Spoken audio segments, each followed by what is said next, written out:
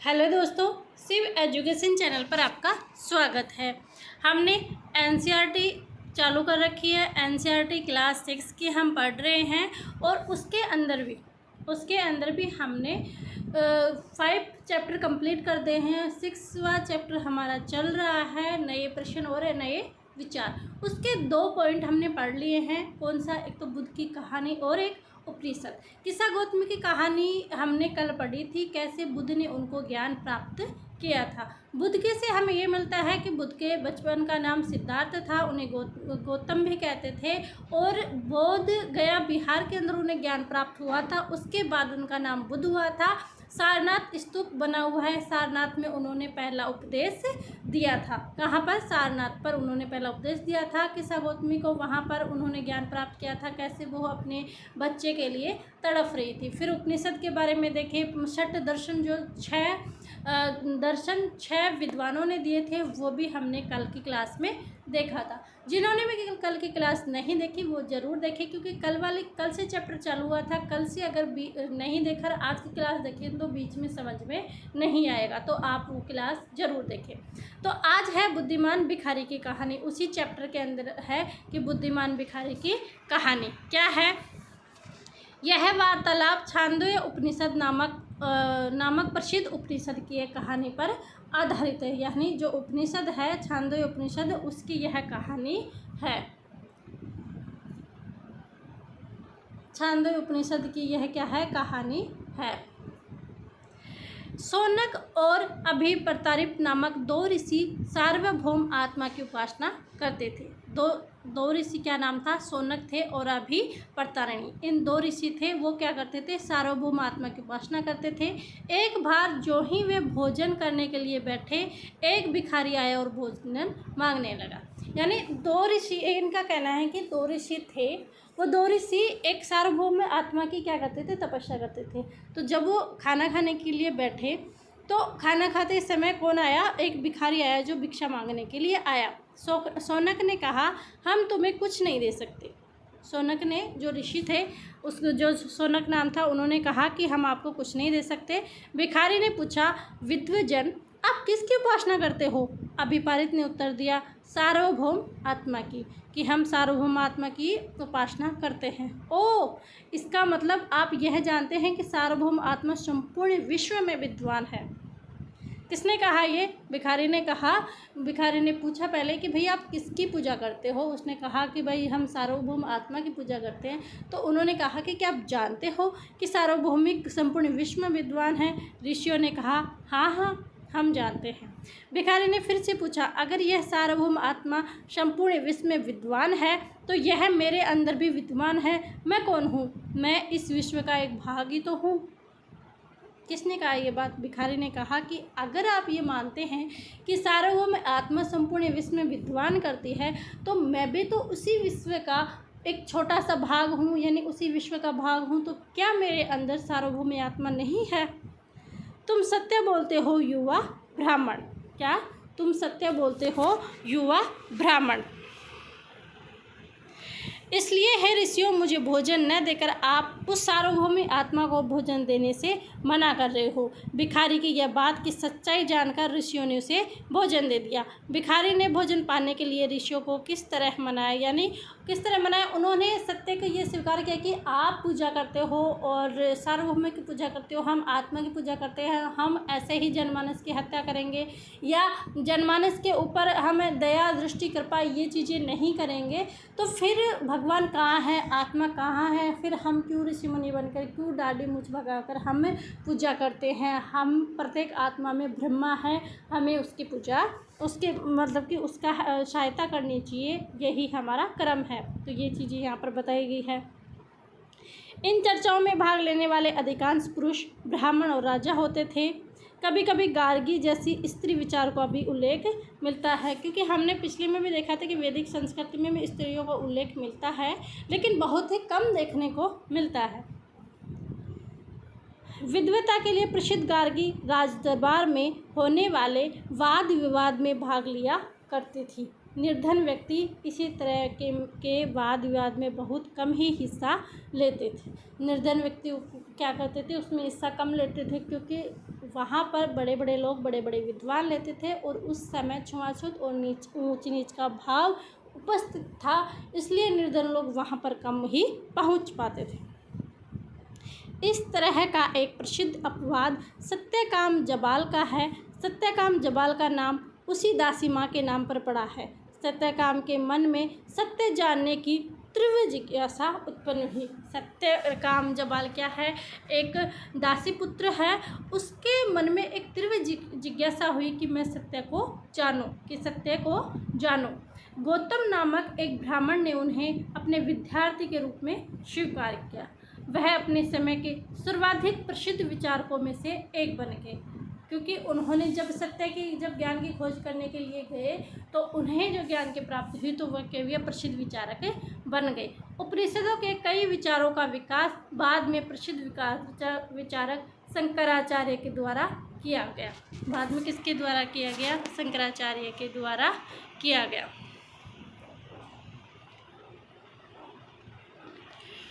फिर है व्याकरणविद पाणिनि। पाणिनि ने ही व्याकरण की रचना की थी, तो व्याकरणविद पाणिनि। इस युग में कुछ अन्य विद्वान भी खोज रहे थे। उन्हीं प्रसिद्ध विद्वानों में एक पाणिनि ने संस्कृत भाषा के व्याकरण की रचना करी। यहाँ पर क्वेश्चन ये बनता है कि व्याकरण की रचना किसने की? महर्षि पाणिनि ने। उन्होंने स्वरों व व्यंजनों को एक विशेष क्रम में रखकर उनके आधार सूत्रों की रचना की। आधार सूत्र उसने बताए, पाणिनि ने जो सूत्र बताए थे वो संस्कृत में उन्होंने बताए हैं, और उन्होंने एक व्याकरणविद शास्त्र थे और व्याकरण की उन्होंने रचना कर दी। आज हम जो स्वर और व्यंजन पढ़ते हैं, आज जो उनके द्वारा जो शब्द बनाए गए थे, हम उन्हीं का अनुकरण करके एक शुद्ध और समान भाषा का प्रयोग हम करते हैं। वे सूत्र बीजगणित के सूत्रों में काफ़ी मिलते जुलते हैं। इसका प्रयोग कर उन्होंने संस्कृत भाषा के प्रयोग के नियम लघु सिद्धांतों में लगभग 3000 शब्द सूत्र, कितने लघु सूत्र थे? 3000 लघु सूत्रों के रूप में लिखे। यहाँ से एक ही क्वेश्चन बनता है कि महर्षि पाणिनि कौन थे? व्याकरण की रचना महर्षि पाणिनि ने की थी संस्कृत भाषा के अंदर, और कितने लघु सूत्र थे? लगभग 3000 सूत्र थे। फिर है जैन धर्म। क्या है? जैन धर्म। इस युग में अर्थात लगभग 2500 वर्ष पूर्व जैन धर्म के 24वें तथा अंतिम तीर्थकर वर्धमान महावीर ने अपने विचारों का प्रसार किया। कब? 2500 वर्ष पूर्व। 24वें अंतिम तीर्थकर कौन थे? वर्धमान महावीर स्वामी। वह वज्जी संघ के लिच्छवी कुल के एक क्षत्रिय राजकुमार थे। बुद्ध भी क्या थे? क्षत्रिय थे। और ये किसके थे? बुद्ध कौन थे? शकले के कुल के थे। और ये किस कुल के थे? ये लिच्छवी कुल के थे। इस संघ के विषय में तुमने अध्याय 5 में पढ़ा है। 30 वर्ष की आयु में उन्होंने घर छोड़ दिया था और जंगल में रहने लग गए थे। महावीर स्वामी क्या थे? 30 वर्ष की आयु में उन्होंने क्या किया? घर छोड़ा और जंगल में रहने लग गए थे। 12 वर्ष तक उन्होंने कठिन व एकाकी जीवन व्यतीत किया। उसके बाद उन्हें ज्ञान प्राप्त हुआ। कितने वर्ष बाद? 12 वर्ष बाद उन्हें ज्ञान की प्राप्ति हुई। उनकी शिक्षा सरल थी। सत्य जानने की इच्छा रखने वाले प्रत्येक स्त्री व पुरुष को अपना घर छोड़ देना चाहिए। उनकी शिक्षा कैसी थी? सरल थी। और वो क्या कहते थे कि जो भी स्त्री पुरुष सत्य जानना चाहते हैं वो अपना घर परिवार छोड़ दे। उन्हें अहिंसा के नियमों का कड़ाई से पालन करना चाहिए, अर्थात किसी भी जीव को न तो कष्ट देना चाहिए और न ही उसकी हत्या करना चाहिए। ये किसका कहना था? ये महावीर स्वामी जी का कहना था कि जो लोग ये चाहते हैं कि मैं सत्य को जानूं, सत्य क्या है, उसको घर परिवार छोड़ देना चाहिए और सत्य की खोज में लगना चाहिए और अहिंसा के नियमों को कड़ाई से पालन करना चाहिए। किसी भी जीव को कष्ट नहीं पहुंचाना चाहिए। और ये सही बात है कि आज भी हमें किसी जीव को कष्ट नहीं पहुंचाना चाहिए और अपनी गृहस्थी में भी ये देखना चाहिए कि मेरी वजह से किसी को कष्ट नहीं पहुंचे। महावीर जी का कहना था कि सभी जीव जीना चाहते हैं, सभी के लिए जीवन प्रिय है। यानी हम जीना चाहते हैं, हम अपने बच्चों को जितना प्यार करते हैं उतना ही शायद पशु पक्षी और जानवर होते हैं वो भी अपने बच्चों को प्यार करते हैं, फिर हम उन्हें शिकार के बले हम कैसे मार देते हैं, इसलिए हमें मारना नहीं चाहिए। महावीर ने अपनी शिक्षा प्राकृत में दी। प्राकृत में क्यों दी? क्योंकि उसी समय जो विद्वान थे उनकी भाषा थी संस्कृत और जन भाषा थी वो थी कैसी थी? प्राकृत थी। कैसी थी? प्राकृत थी। तो महावीर ने अपनी शिक्षा किस में दी थी? प्राकृत में दी थी। यही कारण है कि साधारण जन भी उनके तथा उनके अनुयायियों से शिक्षा समझ सके।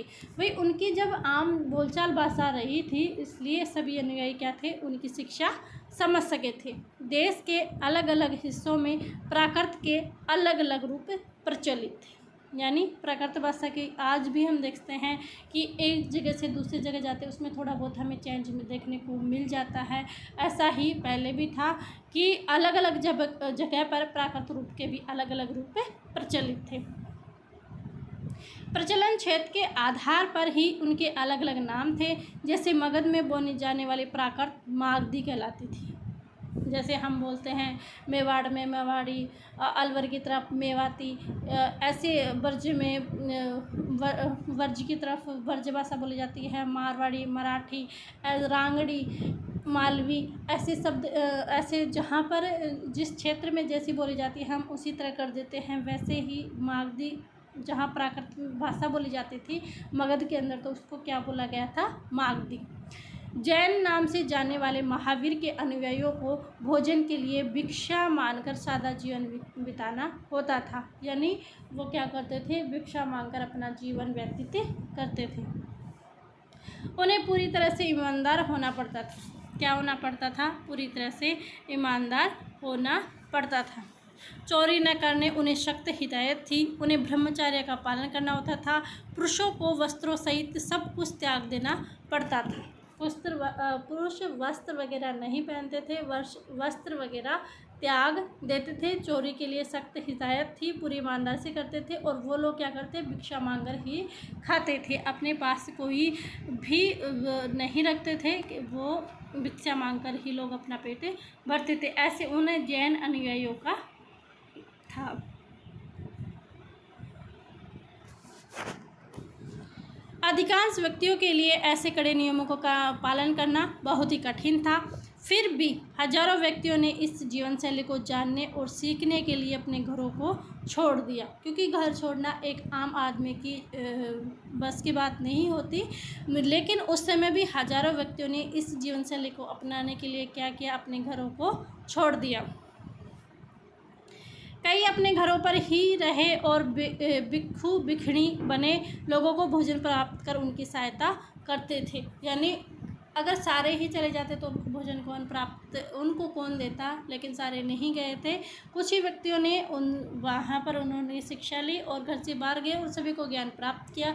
लेकिन कुछ थे जो उन्होंने घर नहीं छोड़ गए, क्योंकि एक यह बहुत ही हार्ड काम था घर छोड़ना। मुख्यतः व्यापारियों ने जैन धर्म का समर्थन किया। व्यापारियों ने किसका समर्थन किया? जैन धर्म ने। किसानों के लिए इन नियमों का पालन अत्यंत कठिन था। व्यापारियों के लिए तो यह सही था, लेकिन किसानों के लिए यह पालन करना कठिन था, क्योंकि फसल की रक्षा के लिए उन्हें कीड़े मकोड़ों को मारना पड़ता था। भाई फसल उगा रहे हैं, कीड़े मकोड़े रात को अगर उनके खेत के अंदर जानवर बन जाते तो उनकी फसल नष्ट कर देते, तो उनको भगाना भी पड़ता था। अगर वो नहीं भगाए तो उनकी फसल जानवर नष्ट कर दे। तो ऐसे में किसानों के लिए यह मानना मुश्किल हो गया था, क्योंकि उनका तो काम ही यह था कि उनकी खेती की रक्षा करना और एक अच्छी फसल उपज उन्नत तैयार करना। बाद में सदियों में जैन धर्म उत्तर भारत के कई हिस्सों के साथ साथ गुजरात, तमिलनाडु, कर्नाटक में भी फैल गया। महावीर तथा उनके अनुयायियों की शिक्षाएं कई शताब्दी तक मौखिक रूप से होती रही, क्योंकि उस समय लिखित वगैरह का लेखन का काम नहीं हुआ। ओनली मौखिक वजह से, क्योंकि सभी पढ़े लिखे नहीं थे, तो मौखिक ही इनकी जो इनके चलती थी शिक्षाएं वो मौखिक ही चलती थी। वर्तमान रूप में उपलब्ध जैन धर्म की शिक्षाएं लगभग 1500 वर्ष पूर्व गुजरात के वल्लभी नामक स्थान पर लिखी गई थी। ये बाद में लिखी गई थी। कब? लगभग 1500 वर्षों पूर्व वल्लभी नामक स्थान पर लिखी गई थी। जैन शब्द का अर्थ क्या है? जिनसे निकला है, जिसका अर्थ है विजेता। जिसका अर्थ क्या है? विजेता। किससे निकला है? जैन शब्द जिनसे निकला है, जिसका अर्थ है विजेता। अब कल की क्लास में हम पढ़ेंगे संघ। क्या पढ़ेंगे? संघ। आज के लिए है इतना ही। आज हमने जैन धर्म के बारे में जाना और कैसे उस समय शिक्षाएं दी जाती थी मौखिक रूप से, ये सब जाना। बाकी हम कल पढ़ते हैं। वीडियो को शेयर अधिक से अधिक करें, लाइक करें और सब्सक्राइब करें। आपसे बेहद धन्यवाद। Thank you.